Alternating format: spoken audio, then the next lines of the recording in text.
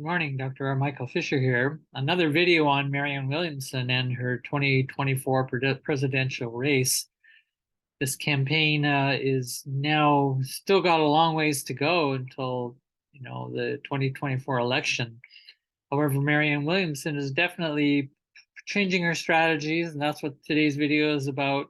I'm noticing a few things and some concerns. I also have some celebrations for her and her team and those who are following her. But the main thing I'm interested in is the Marianne Williamson phenomenon, and that is how the entire culture, the political context, the politics of winning, the drama and the performance of media that she has to participate in to become a president, how does that shape? That's the challenge of us as critics and as supporters of the best leaders that we can get in any country or nation. Is we have to also watch what the phenomenon is that is shaping that person, that leader, and their team, and those who support her, and how that they are also shaping the world around them. So it's a mutual shaping, a co-evolutionary process that I'm interested in.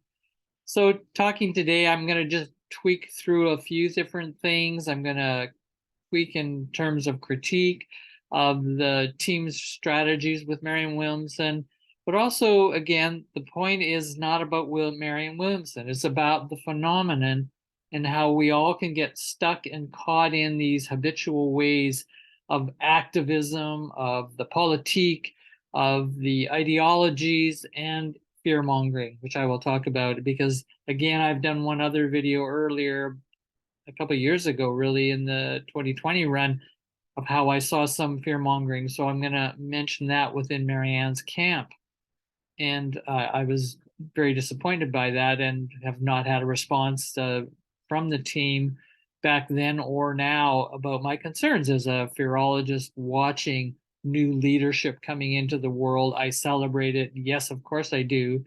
And her latest talk on the economic human rights is quite interesting. I'll do a short little PowerPoint on that.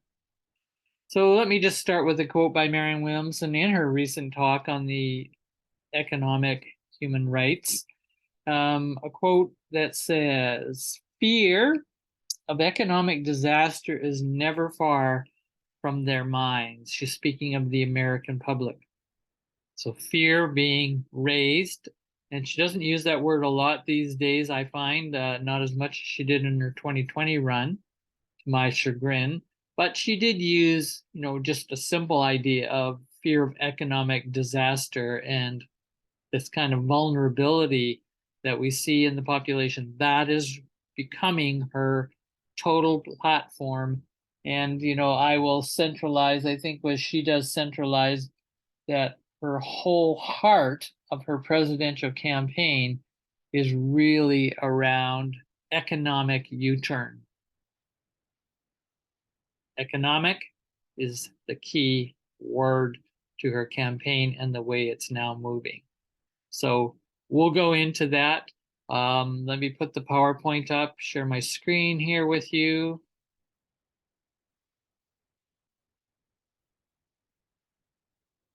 Right.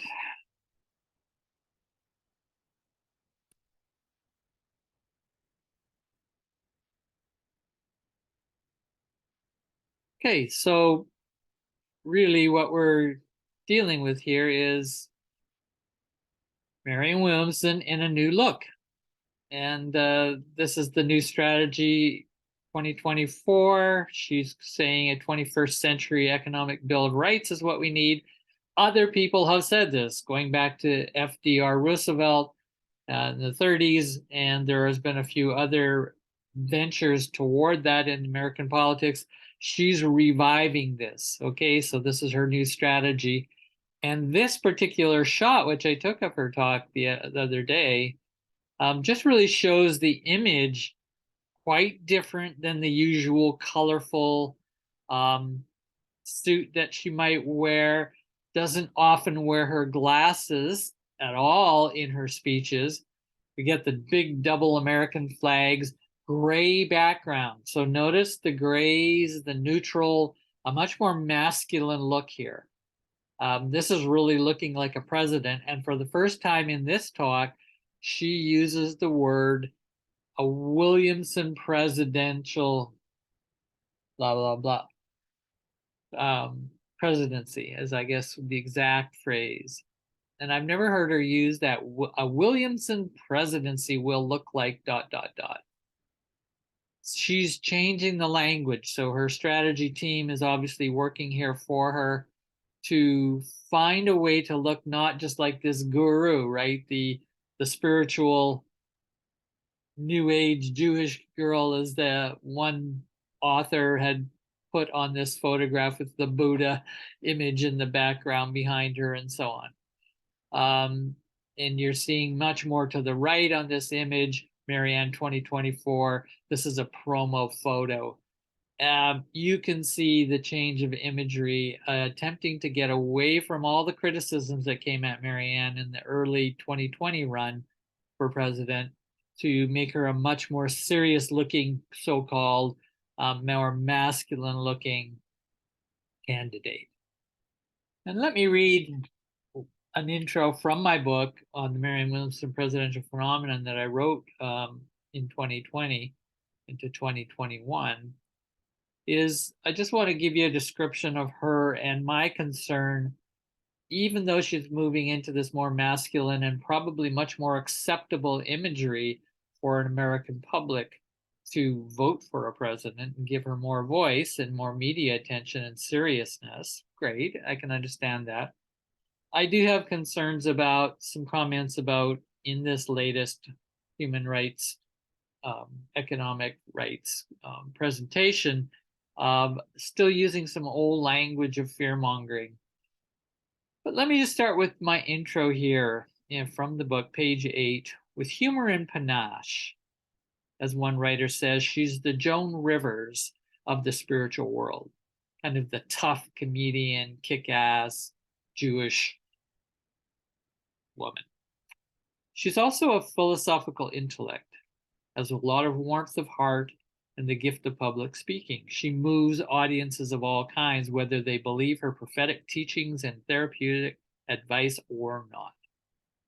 One doesn't remain neutral after a Williamson stage presentation. And boy, are they getting down now, her and her team, that stage presentation. Yet who is she, I ask, and I think we all need to ask, underneath this phenomenon? We also need to study the Williamson phenomenon and how it's shaping and changing her. I'm still working myself as an author, as a researcher, and as someone concerned in emancipatory leadership in our world, trying to figure out what are the differences between who she is and who this image is, this presentation model, and how, in some sense, that will impact people's sense of depth perception into, okay, I really trust this person, or is this just another performance like all the other performing politicians, quote, or political leaders? But let me just continue what I write. I said, yet who is she? What is this Marianne Williamson phenomenon? I'm still working to figure things out. It will take years. That's true. Yet I'm not the only one somewhat befuddled. I think it was not useful for her followers and for her campaign 2020 team to promote the distinction between visionary and politician, as if they were opposing and making them either or. They did this in one of the promo videos. To this day, I am critical of Williamson supporting that 2019 video entitled "Like a Boss," end quote. It failed to live up to her moral message, in my opinion, and I believe it created unnecessary doubt in people's mind about Williamson's true motivations. So, is she a visionary or is she a politician? One has to ask. Why not be both? Well, that's not the distinction they made. And it added to creating a mistrust, I believe, as to why she is running to be president. That high office has a job description, a specific role that is inherently constituted for a politician by implication and common sense. She seems to want to make up the job, addition, and role as she goes.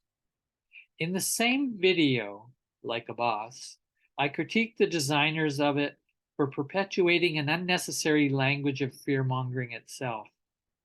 Unfortunately, Williamson approved the video at a crucial time in her campaign run.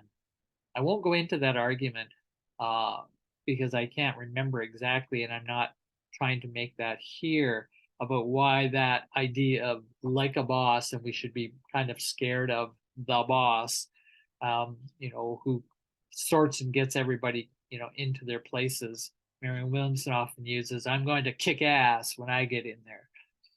This is all kind of an old language, part of the fear mongering of authority, and the worst of leadership can often flow from that kind of beginning. I'm not saying that's who she would be or how she can be, but she got criticized in the last month from people who stir up some pretty bad press and probably some reality about how she is as a boss.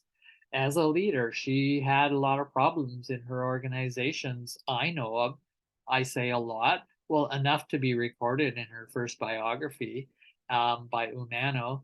And also now in the press, it's been dug up again. And there are enough people out there saying, and these are not just people who are against her, who have criticized her for this kind of boss like, tough ass, I'm going to do things my way. Well, I basically said that that's going to get her into trouble. It did back in the days with her organizations, and it could still get her into trouble. Now, all that aside, I don't want to get into trying to speculate. Will she be, a great leader? Will she be a good leader? Will she be a bossy leader?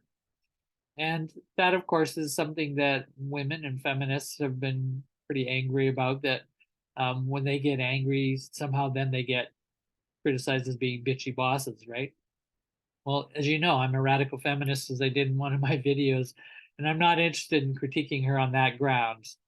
But nonetheless, you can see and hear my argument that the phenomenon being spread around her and her way to find how to get a more serious take from both the media and get votes from the American population. She's going after this tough, and she's focusing on economic, as I said. But here's the concern I hear, and I have a couple quotes of people who are talking in an interview with Marianne Williamson. So Piers Morgan, in his program Uncensored, he's quite a famous UK podcaster, journalist. And at one point in the conversation, and he's kind of challenging Marianne, but Marianne's responding well in the interview. This is in May 10th, 23. And Piers basically says, I suspect he, Joe Biden, is quite afraid of debating you actually, end of quote.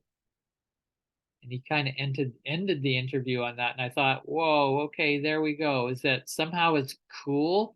Somehow it's great to make somebody afraid to debate you, and that's a victory for you, Marianne, or whoever, that we can intimidate people to be afraid. Marianne did not challenge Piers Morgan's words on that. She let it go. And that to me is a type of commission on her part to not challenge this rhetoric and discourse of fear mongering using that idea. Well, it's not the only one. Megyn Kelly was talking about, again, another famous podcaster these days and journalist, that DeSantis won't come on my show. And I will venture to say he's afraid. End of quote. So here's a woman, Megyn Kelly, not in the context of Marianne Williamson, but she's in the context of politicians and leaders, DeSantis in this case, for the Republican Party. And she's basically saying, I will venture to say he's afraid to come on the show. So that puts her, Megyn Kelly, in this superiority position of, I can make somebody else afraid of me. See where I'm going with this? That is the problem of the manufacture of the powerful leader. Even when Marianne Williamson says very clearly, in this last talk, my central focus beyond economics is a moral and ethical revolution. She's been saying that for all her campaigns, 2020 as well. And you kind of start to get a question this ethical focus of hers and this idea of compassion, which repeats that word regularly in her talks, her speeches. Yay, right? Do it, Marianne. But at the same time, there's always this sort of under implicit statement of, and you should be afraid of me. And she does that with the corporate elite. And so, for example, in the talk that she just finished on the Economic Forum, this Economic Bill of Rights, she, says very strongly, I follow more or less the FDR approach. And FDR's approach was in the 30s in the United States, into the 40s, that basically, if the corporate elite do not like my critiques and my policies and the direction that I take leadership in this country, basically, it doesn't matter. And she's quoting and paraphrasing FDR here, and she says in her talk and speech very clearly, if you hate me, i.e. the corporate elite, fine, so be it. I'll be quite happy to accept your hate because I am not going to let you run this country. So you can hear I'm paraphrasing Marianne Williamson. She's paraphrasing FDR. And I know she really cares, and she's kind of using an FDR approach in her new 2024 campaign run. And that approach, unfortunately, is promoting hate. Yeah, so all of a sudden you've got this ethical reference of she's going to be doing this other ethical economic U-turn, this new moral reality, and idealism for the new America that she presents, and herself as this very ethical leader. And I think she is in many ways, for sure. I love her for that reason. I love her work. But then we've got this underground of fear mongering and hate promoting, that even if somebody hates you, good, go ahead, bring it on, is basically what she's saying. And you can take my word for it, interpretation, but you watch any of her speeches, a lot of them, where she brings up that idea of, how FDR basically spit in the face of the corporate elite and said, too bad if you don't like, the way I'm going, because this is the way I'm going as president. And she's basically saying exactly the same thing, and she says it, as I say in this last speech. One more image that came out of the economic talk that she just gave. You may wonder, why is Medea Benjamin here in this photograph, co-founder of Code Pink? She's the great peace environmental activist, ran for the Green Party in 2000. She's won the Mahatma Gandhi Peace Award.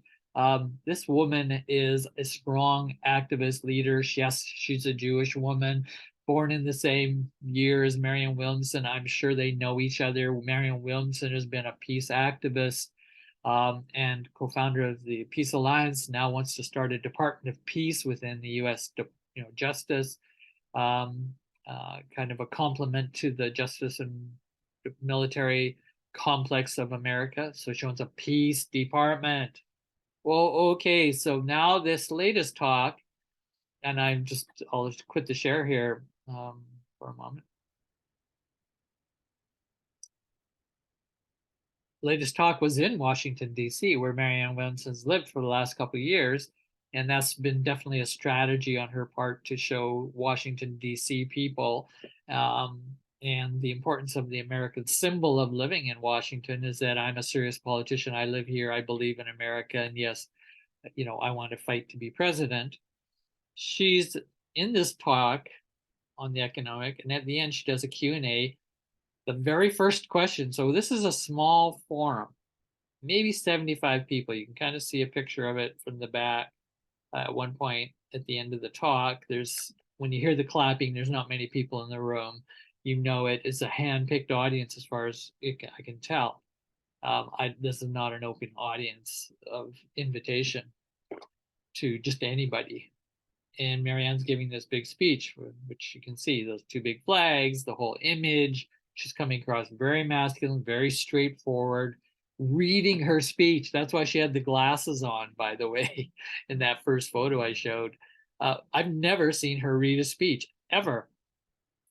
She read the entire speech, handcrafted, no doubt, with a speech specialist advising her all the way. And she slows down immensely in her pace. She gets away from the improvised talk and performance and just gives a straight political speech. Very masculine compared to anything I've seen, by far. But in the Q&A, the first question, Marianne points to the back and she says, "Oh, Medea." I can't even remember her name. What is it? Code Pink lady, Medea. She basically says and gives her full name, Benjamin, before she asks the question. So she knew Medea Benjamin was in the room.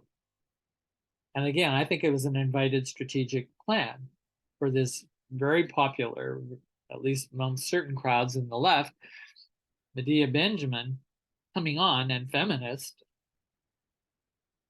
going to ask the first question after her talk.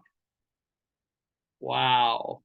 This is so different than anything I've ever seen in all the years me following Marianne Williamson's political strategies and her ways of presenting.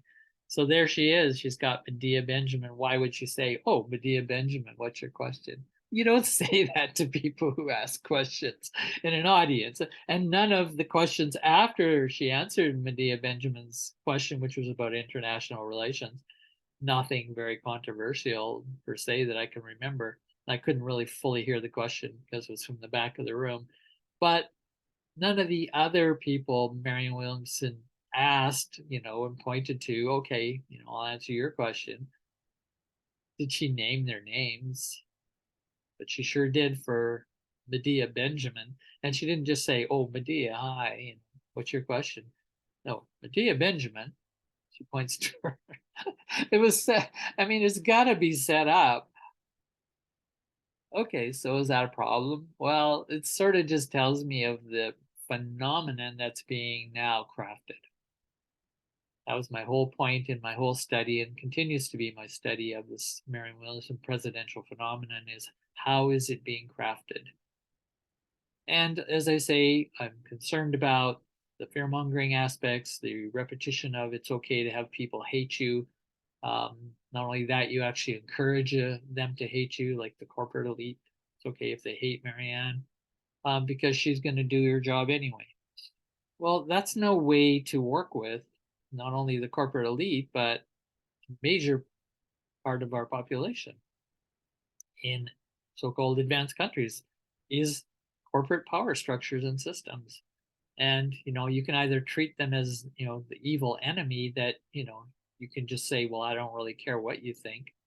If you hate me, that's okay." Well, that's no way to work with them. Oh, so what are you gonna do? Make them be afraid? Are you gonna show them how courageous you are because you don't care whether they hate you or not? You don't care whether they fear you or not. In fact, maybe you really want them to hate you and fear you. You see, there's a logic there underneath Marianne Williamson and your team and your strategy publicists, etc. You better look at that, what you're doing. You are actually creating a fear-mongering paradigm for your presidency.